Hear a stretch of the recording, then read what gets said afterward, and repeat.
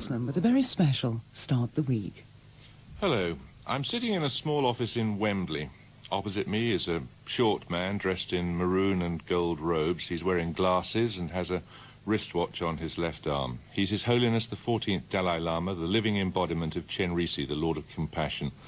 The Dalai Lama was born to a family of peasants, discovered by monks when he was still a toddler, pronounced the reincarnation of the 13th Lama, being born when the latter died, and installed in a 1,000-room palace at the age of 4. If things had gone to plan, he'd have become Tibet's absolute monarch, final authority on all things spiritual and temporal. Instead, notoriously, the Chinese took his country, he fled into exile, and this morning finds himself in Wembley, where he's been teaching at the conference centre for 3 days, with no marketing, all the tickets sold out in a week. He's also produced a book, Ancient Wisdom, Modern World, Ethics for a New Millennium, in which he argues that the route to personal happiness is absolute compassion. Dalai Lama, I've never interviewed a living god, so firstly, what should I call you? Simple, human brother. When you became Dalai Lama, you were a child. Do you remember anything about how it came about? Yes, some I remember quite clearly. They came to look for you, and you were one of several children born to a poor family in a remote part of Tibet. How did they know that you were the reincarnation? That's, I think, a part of mysterious. Tibetan, we have some certain methods, to where I should go and find which direction and things like that. They asked you to find things that had belonged to the previous Lama. And you managed to do that, although you were, what, 3 or 4 at the time? Then, finally, when they find the place and the house or the child. Oh, I see. Yes. Then they carry the test. Oh, I see. Yes, the monks were looking in a particular area because they had been indicated they should look in a particular area. That's right. So then when they reach my place, then they sort of carry some kind of examination on me or some other, those candidates also, have to follow the sort of test. So I think there are 2 or 3. So I acted as a more successful. So I win. And this was because you had a particular shape of ears and you had moles on your torso, and I read somewhere a vestigial piece of skin on your shoulder blades. Oh, I think at that time these are not important. But important is the basic sort of behavior of the child, and there is the response on the test. So I sort of go through very favorably or very correctly. Then meantime, my attitude, seems the search party, they satisfy. The other child, not that much sort of impressive. And you were at one point asked to go and choose between things that had belonged to the previous Lama and things that had not, and you always chose the right object. And I read somewhere a story about you finding a pair of false teeth that had been lost, which had belonged to the previous Lama. Is that right? Do you remember that at all? That I do not remember. But later my mother told me. Then we already in Lhasa. So one day I insist I want to go another room of the previous Dalai Lama. And then I insist to open one box. Then finally, they found one tooth. Then I demonstrated, this is mine. This is according to my mother. But I can't remember. Were you excited to become Dalai Lama? It seems before search party reached my place, my home, I always express, this is not my place. I want to go Central Tibet, Lhasa. There is my place there. I always express. So then very day, the search party reached there. I very much excited. Very happy. So that means, I think, when they decide, when they choose, me as I think the reincarnation of the Dalai Lama, it seems, I think, I feel happy. I felt, I think, happiness. And they were then installed in this huge palace. Did it really have 1,000 rooms? Of course, the Potala actually not just is the house of Dalai Lama, but there are many offices, and also storerooms, and also many temples, and also there is a school, and then one monastery. So naturally, there's a lot of houses there. But my own, I think, house or rooms, there are about 10. We'll talk a little about what has become of your country later, but first I'd like to understand the moral principles that dominate your life. In this book of yours, you argue that compassion is the key to improving the world and improving ourselves. And I was very struck by a sentence at the end of the book in which you say, if you can, try not even to think of yourself as better than the humblest beggar. You will look the same in your grave. And it struck me that for a man who had been chosen so young in life to lead such an extraordinary, privileged existence, this was quite a remarkable thing to say. I mean, this is truth. This is true. Of course, from the Buddhist viewpoint, unless you have some very deep experience as a result of serious or rigorous sort of practice or training, otherwise, everyone, when we reach that gate or as a door, then everybody is to go same way, same manner. But you say at another point in the book that religion itself is not that important. What is important is being good. How do you know whether you're being good if you have no sense of religion? You know, my main aim of that book, that book is mainly addressed to general public. So I believe without religious belief, you can be good human being, warm-hearted person, or sensible person. So that's my aim. Now, out of 5.7 or now almost, I think, 8 billions of human beings, the majority, I think, in real sense, not much sort of serious faith, although they belong to that religion or this religion, but in day-to-day real life, on that, the religious belief, very little sort of, influence. So, here, I feel, the people usually, when you have religious faith, then showing some interest about these deeper human value. Then a person who has no special sort of interest about religion, then they also, neglect about these basic human value. I think this is the problem. You don't want to convert anyone to Buddhism. Oh, yes. You do? No. You don't want, you do That's not right. want to convert people to Buddhism. That's right. There's no use. Why not? If, my side try to propagate my own religion, the other side also, this similar sort of attitude. Then sooner or later, there will be, I think, some difficult sort of position. They have to fight. And there will be clash.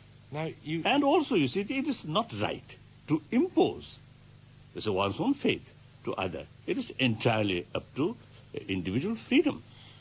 You look at unhappiness in the world in your book, and you say, we make much of this unhappiness ourselves. What do you mean by that?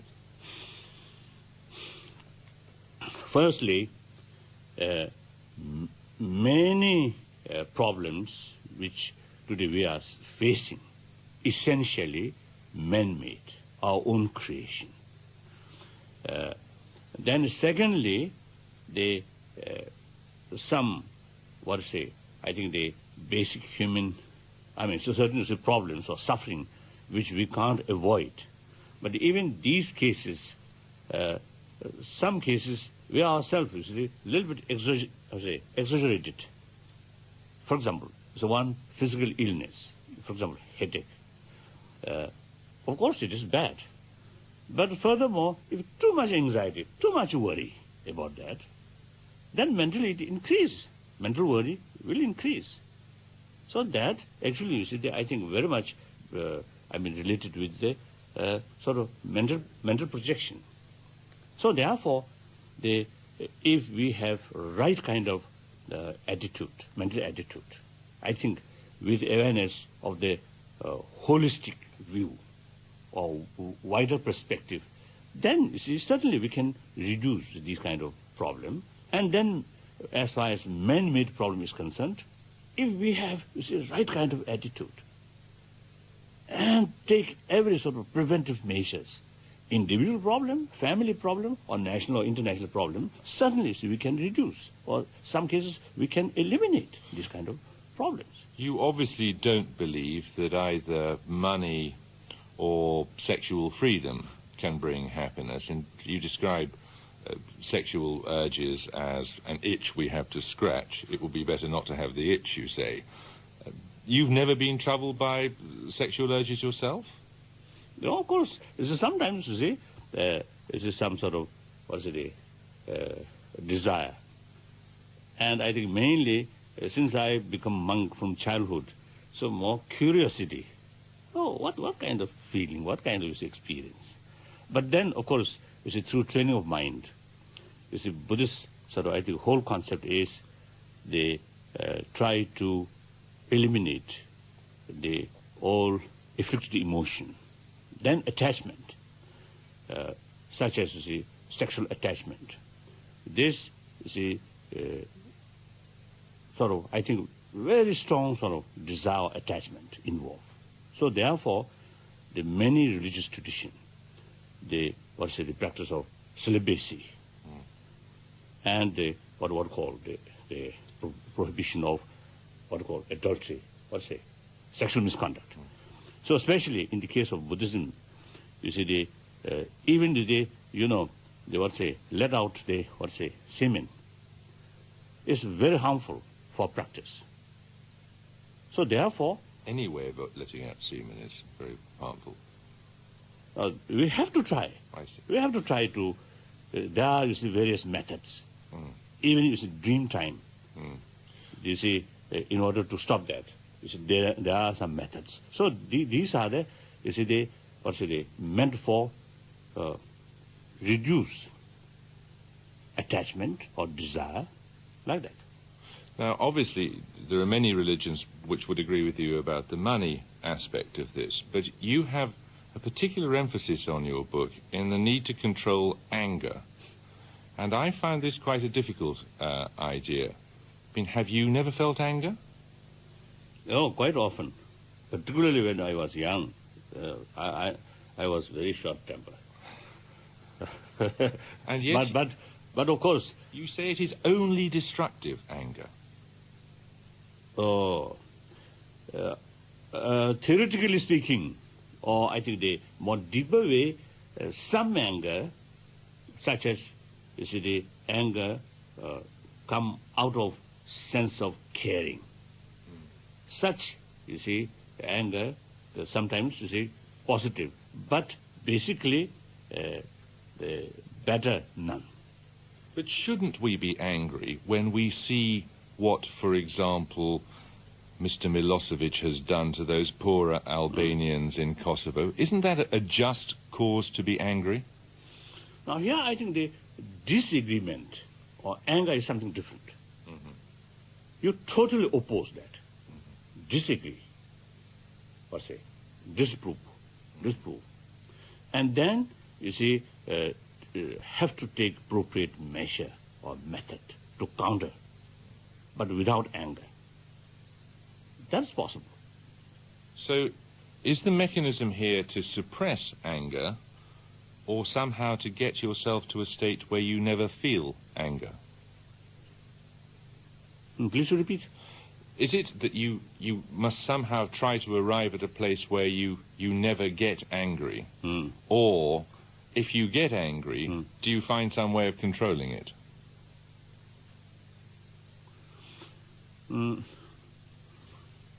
Controlled by? You control it by some mental process. Oh.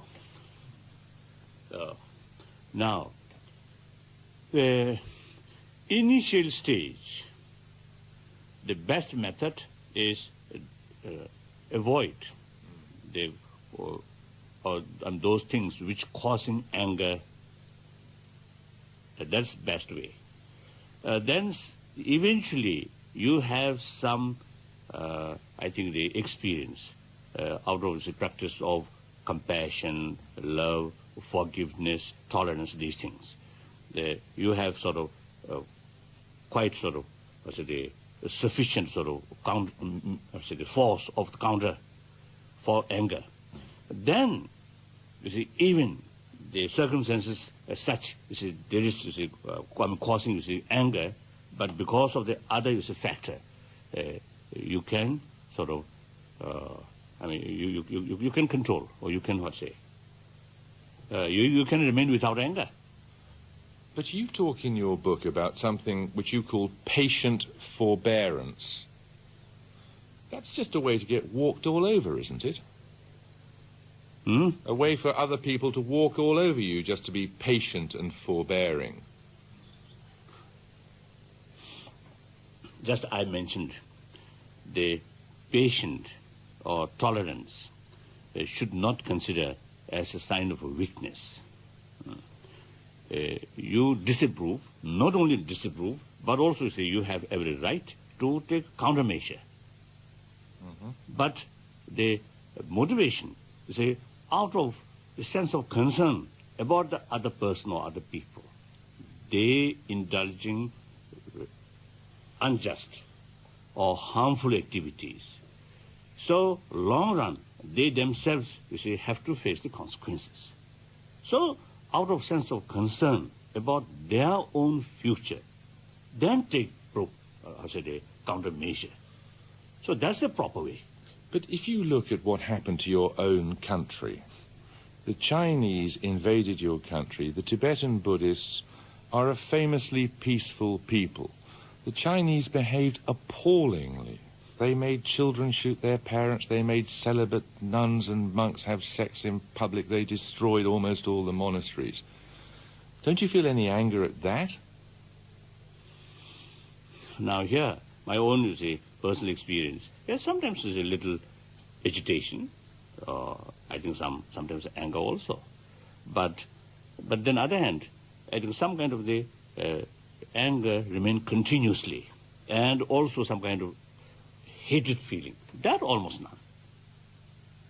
But, as you know, there are many younger Tibetans who accuse you of being too compassionate. They say that you're too ready to make a deal with the Chinese, and that the only way that the Tibetan people will regain their country is by being much more militant. Yes, there are people inside as well as outside. You see, my way of approach is too sort of, I think, too much concession. So, you see, the critical, that is there. But as far as a non-violent principle is concerned, for example, the youth organization, the Tibetan youth organization, you see, they opposing, you see, my the stand, the middle approach. But they agree or support, appreciate about the non-violent principle. But then some individuals also, you see, I think from emotion, they express, you see, wishing more violent way of approach. This, of course, self-destruction. That's no good. basically, I believe the best way to solve problems through dialogue. If you use violence, the one problem may solve, but often creates another problem. So therefore, the best way of solution of problem is dialogue. We'll continue with Tibet in a second, but it follows importantly from what you have just said that you believe that NATO is wrong to be bombing in Serbia. The original intention or motivation,